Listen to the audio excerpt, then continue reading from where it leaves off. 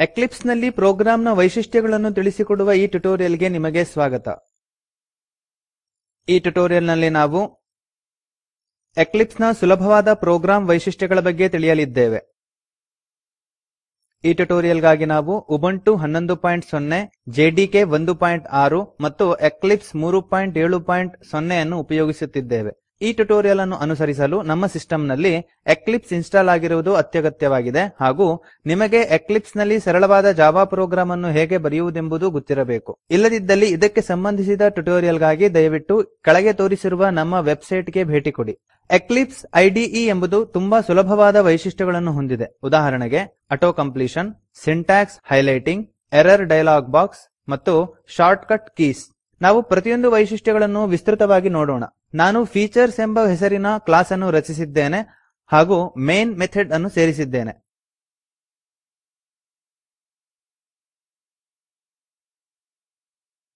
ನಾವು ಮೊದಲು ಎಕ್ಲಿಪ್ಸ್ ನಲ್ಲಿ ಆಟೋ ಕಂಪ್ಲೀಷನ್ ಎಂಬ ವೈಶಿಷ್ಟ್ಯದ ಬಗ್ಗೆ ನೋಡೋಣ. ಮೇನ್ ಮೆಥಡ್ ನ ಒಳಗೆ ಓಪನಿಂಗ್ ಬ್ರೇಸ್ ಅನ್ನು ಟೈಪ್ ಮಾಡಿ ಎಂಟರ್ ಒತ್ತಿ. ನೋಡಿ, ಇದು ತಂತಾನೆ ಇದಕ್ಕೆ ಸಂಬಂಧಿಸಿದ ಕ್ಲೋಸಿಂಗ್ ಬ್ರೇಸ್ ಅನ್ನು ಹಾಗೂ ಕರ್ಸರ್ ನ ಸ್ಥಾನವನ್ನು ಸೆಟ್ ಮಾಡುತ್ತದೆ. ಇದು ಜೋಡಿಯಲ್ಲಿ ಕೆಲಸ ಮಾಡುವ ಎಲ್ಲಾ ಕೋಡ್ ಗಳನ್ನು ಪೂರ್ಣಗೊಳಿಸುತ್ತದೆ. ಉದಾಹರಣೆಗಾಗಿ ಪೆರಾಂಥಿಸಿಸ್, ಓಪನ್ ಪೆರಾಂಥಿಸಿಸ್ ಅನ್ನು ಟೈಪ್ ಮಾಡಿ. ಇಲ್ಲಿ ನಾವು ನೋಡುವುದೇನೆಂದರೆ ನಾವು ಕೇವಲ ಓಪನ್ ಪೆರಾಂಥಿಸಿಸ್ ಅನ್ನು ಟೈಪ್ ಮಾಡಿದ್ದೇವೆ ಹಾಗೂ ಎಕ್ಲಿಪ್ಸ್ ತಂತಾನೆ ಕ್ಲೋಸಿಂಗ್ ಪೆರಾಂಥಿಸಿಸ್ ಅನ್ನು ಸೇರಿಸುತ್ತದೆ. ಇಲ್ಲಿ ಗಮನಿಸಬೇಕಾದ ಅಂಶವೇನೆಂದರೆ ಒಂದೊಮ್ಮೆ ನಾವು ಕ್ಲೋಸಿಂಗ್ ಪೆರಾಂಥಿಸಿಸ್ ಅನ್ನು ಟೈಪ್ ಮಾಡಿದಲ್ಲಿ ಅದು ಎರಡು ಕ್ಲೋಸಿಂಗ್ ಪೆರಾಂಥಿಸಿಸ್ ಬರದಂತೆ ನೋಡಿಕೊಳ್ಳುತ್ತದೆ. ನಾನೀಗ ಕ್ಲೋಸಿಂಗ್ ಪೆರಾಂಥಿಸಿಸ್ ಅನ್ನು ಟೈಪ್ ಮಾಡುತ್ತೇನೆ. ಈಗ ಗಮನಿಸಿ, ಕೇವಲ ಕರ್ಸರ್ ಎಡಬದಿಗೆ ಹೋಗುತ್ತದೆ ಹಾಗೂ ಮತ್ತೊಂದು ಪೆರಾಂಥಿಸಿಸ್ ಸೇರುವುದಿಲ್ಲ. ಹೀಗೆಯೇ ಡಬಲ್ ಕೋಟ್ ನಲ್ಲೂ ಕೂಡ ಆಗುತ್ತದೆ. ಓಪನಿಂಗ್ ಕೋಟ್ ಗಳನ್ನು ಟೈಪ್ ಮಾಡಿದಲ್ಲಿ ಅದು ತಂತಾನೆ ಕೋಟ್ ಗಳನ್ನು ಕ್ಲೋಸ್ ಮಾಡುತ್ತದೆ. ಒಂದೊಮ್ಮೆ ನಾವು ಕ್ಲೋಸಿಂಗ್ ಕೋಟ್ ಗಳನ್ನು ಟೈಪ್ ಮಾಡಿದಲ್ಲಿ ಅದು ಮತ್ತೊಂದು ಕ್ಲೋಸಿಂಗ್ ಕೋಟ್ ಬರದಂತೆ ನೋಡಿಕೊಳ್ಳುತ್ತದೆ. ಈಗ ನಾನು ಕೋಟ್ ಗಳನ್ನು ಟೈಪ್ ಮಾಡುತ್ತೇನೆ. ಆಗ ಕರ್ಸರ್ ಎಡಬದಿಗೆ ಸರಿಯುತ್ತದೆ ಮತ್ತು ಮತ್ತೊಂದು ಕೋಟ್ ಸೇರುವುದಿಲ್ಲ. ಆಟೋ ಕಂಪ್ಲೀಷನ್ ಎಂಬುದು ಒಂದು ಬಹುಮುಖ ವೈಶಿಷ್ಟ್ಯವಾಗಿದ್ದು ಇದು ಕೋಡ್ ನ ರಚನೆಯನ್ನು ನಿರ್ವಹಿಸುವುದಲ್ಲಿ ಬಹಳ ಸಹಾಯವನ್ನು ಮಾಡುತ್ತದೆ ಹಾಗೂ ಪೆರಾಂಥಿಸಿಸ್, ಬ್ರೇಸ್ ಹಾಗೂ ಕ್ಲೋಸಿಂಗ್ ಕೋಟ್ ಗಳ ಮರೆಯಾಗುವಿಕೆಯಿಂದಾಗುವ ದೋಷಗಳನ್ನು ತಡೆಯುತ್ತದೆ. ಮುಂದಿನ ಪ್ರೋಗ್ರಾಂ ವೈಶಿಷ್ಟ್ಯವು ಸಜೆಷನ್ ಎಂಬುದಾಗಿದೆ. ಇಷ್ಟರವರೆಗೆ ಟೈಪ್ ಮಾಡಿದ ಎಲ್ಲವನ್ನೂ ಅಳಿಸೋಣ. ನಾವು ಹೆಲ್ಲೊ ಎಂಬುದನ್ನು ಪ್ರಿಂಟ್ ಮಾಡಲು ಔಟ್ಪುಟ್ ಸ್ಟೇಟ್ಮೆಂಟ್ ಅನ್ನು ಬರೆಯೋಣ.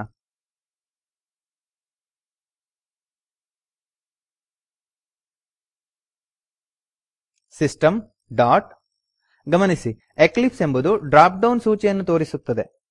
ಆ ಸೂಚಿಯು ಸ್ಟೇಟ್ಮೆಂಟ್ ಅನ್ನು ಪೂರ್ಣಗೊಳಿಸಲು ಬೇಕಾದ ಇಆರ್ಆರ್, ಇನ್, ಔಟ್, ಕನ್ಸೋಲ್, ಎಂಬಿ ಮುಂತಾದ ಎಲ್ಲಾ ಸಾಧ್ಯತೆಗಳನ್ನು ಸೂಚಿಸುತ್ತದೆ. ಕೆಳಗೆ ಔಟ್ ಎಂಬಲ್ಲಿ ಹೋಗಿ ಎಂಟರ್ ಒತ್ತಿ ಪುನಃ ಡಾಟ್ ಎಂದು ಟೈಪ್ ಮಾಡಿ. ಈಗ ಎಕ್ಲಿಪ್ಸ್ ಔಟ್ ಮಾಡ್ಯೂಲ್ ನಿಂದ ಸಲಹೆಗಳನ್ನು ಕೊಡುತ್ತದೆ. ಕೆಳಗೆ println ಎಂಬಲ್ಲಿ ಹೋಗಿ ಎಂಟರ್ ಒತ್ತಿ.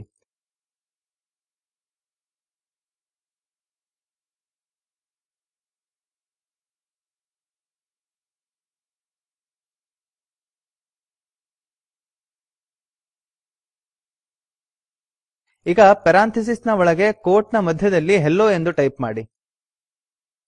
ಮುಂದಿನದು ಸಿಂಟ್ಯಾಕ್ಸ್ ಹೈಲೈಟಿಂಗ್ ಎಂಬ ವಿಶೇಷತೆ. ಇಲ್ಲಿ ಗಮನಿಸಿ, public class, public static void ಎಂಬ ಕೀವರ್ಡ್ ಗಳು ಬೇರೆ ಬೇರೆ ಬಣ್ಣದಲ್ಲಿದೆ ಹಾಗೂ ಹೆಲ್ಲೊ ಎಂಬುದು ನೀಲಿ ಬಣ್ಣದಲ್ಲಿದೆ. ಇದರಿಂದ ಇದು ಸ್ಟ್ರಿಂಗ್ ಎಂಬುದು ತಿಳಿಯುತ್ತದೆ. ಈಗ ಸಿಂಟ್ಯಾಕ್ಸ್ ಹೈಲೈಟಿಂಗ್ ಎಂಬ ವಿಶೇಷತೆಯು ಕೀವರ್ಡ್ ಮತ್ತು ಕೋಡ್ ನ ಉಳಿದ ಬೇರೆ ಭಾಗಗಳನ್ನು ಪ್ರತ್ಯೇಕಿಸುತ್ತದೆ. ಎಕ್ಲಿಪ್ಸ್ ಪ್ರೋಗ್ರಾಮರ್ ಗೆ ದೋಷಗಳನ್ನು ಹುಡುಕುವಲ್ಲಿ ಕೂಡ ಸಹಾಯ ಮಾಡುತ್ತದೆ. ಪ್ರೋಗ್ರಾಂನಲ್ಲಿ ದೋಷವು ಎಡಭಾಗದಲ್ಲಿ ರೆಡ್ ಕ್ರಾಸ್ ಸಿಂಬಲ್ ರೂಪದಲ್ಲಿ ಸೂಚಿಸಲಾಗುತ್ತದೆ. ನಾವು ಈ ಪ್ರೋಗ್ರಾಂನಲ್ಲಿ ದೋಷವಿದೆ ಎಂದು ನೋಡಬಹುದು. ದೋಷದ ಮೇಲೆ ಮೌಸ್ ಅನ್ನು ಒಯ್ಯಿರಿ.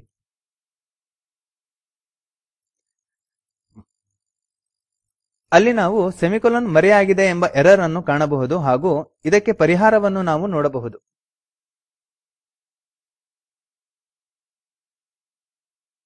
ನಾವು ಒಂದೊಮ್ಮೆ ದೋಷವನ್ನು ಪರಿಹರಿಸದೆ ರನ್ ಮಾಡಲು ಮುಂದುವರಿದಲ್ಲಿ ರೈಟ್ ಕ್ಲಿಕ್ ಮಾಡಿ ರನ್ ಆಸ್ ಎಂಬುದನ್ನು ಆಯ್ಕೆ ಮಾಡಿ ಅಲ್ಲಿ ಅಪ್ಲಿಕೇಶನ್.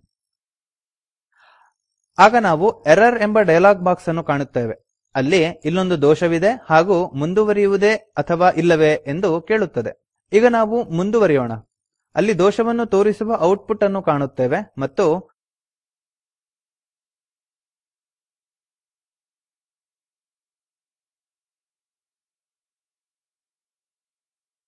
ನಾವು ಪ್ರಾಬ್ಲಮ್ ಕನ್ಸೋಲ್ಗೆ ಹೋದಲ್ಲಿ ಅಲ್ಲಿ ನಾವು ಸೂಚಿಯಲ್ಲಿ ಎಲ್ಲಾ ದೋಷಗಳನ್ನು ಮತ್ತು ಅದಕ್ಕೆ ಸಂಬಂಧಿಸಿದ ಪರಿಹಾರಗಳನ್ನು ನೋಡುತ್ತೇವೆ. ನಾವೀಗ ಸೆಮಿಕೊಲನ್ ಅನ್ನು ಸೇರಿಸುವ ಮೂಲಕ ದೋಷವನ್ನು ಪರಿಹರಿಸೋಣ. ಸೇವ್ ಮಾಡಲು Ctrl S ಒತ್ತಿ.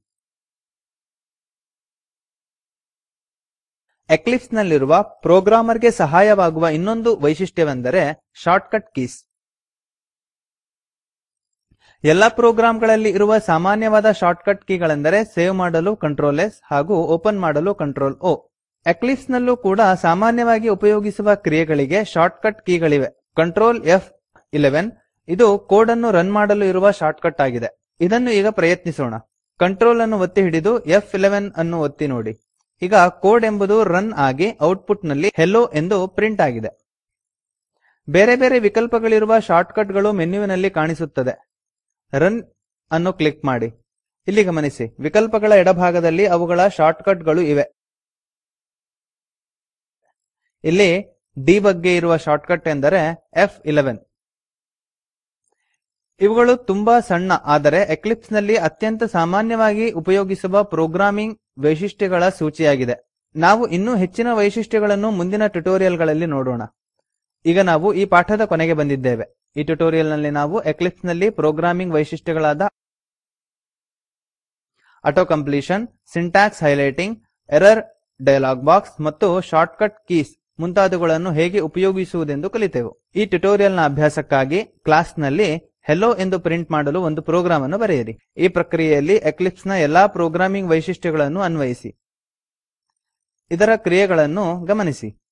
ಈ ಸ್ಪೋಕನ್ ಟ್ಯುಟೋರಿಯಲ್ ಪ್ರಾಜೆಕ್ಟ್ ನ ಬಗ್ಗೆ ಹೆಚ್ಚು ತಿಳಿಯಲು ದಯವಿಟ್ಟು ಈ ಲಿಂಕ್ ನಲ್ಲಿ ಸಿಗುವ ವಿಡಿಯೋವನ್ನು ನೋಡಿ. ಇದು ಸ್ಪೋಕನ್ ಟ್ಯುಟೋರಿಯಲ್ ಪ್ರಾಜೆಕ್ಟ್ ನ ಸಾರಾಂಶವನ್ನು ಹೇಳುತ್ತದೆ. ನಿಮ್ಮಲ್ಲಿ ಉತ್ತಮ ಬ್ಯಾಂಡ್ವಿಡ್ತ್ ಇಲ್ಲವಾದಲ್ಲಿ ನೀವಿದನ್ನು ಡೌನ್ಲೋಡ್ ಮಾಡಿ ಕೂಡ ನೋಡಬಹುದು. ಈ ಪಾಠವನ್ನಾಧಾರಿಸಿ ಸ್ಪೋಕನ್ ಟ್ಯುಟೋರಿಯಲ್ ಗಣವು ಕಾರ್ಯಶಾಲೆಯನ್ನು ನಡೆಸುತ್ತದೆ. ಯಾರು ಆನ್ಲೈನ್ ಪರೀಕ್ಷೆಯಲ್ಲಿ ಉತ್ತೀರ್ಣರಾಗುತ್ತಾರೋ ಅವರಿಗೆ ಪ್ರಮಾಣಪತ್ರವನ್ನು ನೀಡುತ್ತದೆ. ಹೆಚ್ಚಿನ ಮಾಹಿತಿಗಾಗಿ contact@spoken-tutorial.org ಈ ಇಮೇಲ್ ಮೂಲಕ ಸಂಪರ್ಕಿಸಿ. Spoken tutorial project talk to a teacher ಎಂಬ ಪರಿಯೋಜನೆಯ ಭಾಗವಾಗಿದೆ. ಈ ಪ್ರಕಲ್ಪವನ್ನು ರಾಷ್ಟ್ರೀಯ ಸಾಕ್ಷರತಾ ಮಿಷನ್ ICT MHRD ಭಾರತ ಸರ್ಕಾರ ಎಂಬ ಸಂಸ್ಥೆಯು ಸಮರ್ಥಿಸಿದೆ. ಹೆಚ್ಚಿನ ಮಾಹಿತಿಗಾಗಿ spoken-tutorial.org/nmeict-intro ಇಲ್ಲಿ ನೋಡಿ. ಈ ಪಾಠದ ಅನುವಾದಕ ಮತ್ತು ಪ್ರವಾಚಕ IIT ಬಾಂಬೆಯಿಂದ ವಾಸುದೇವ. ಧನ್ಯವಾದಗಳು.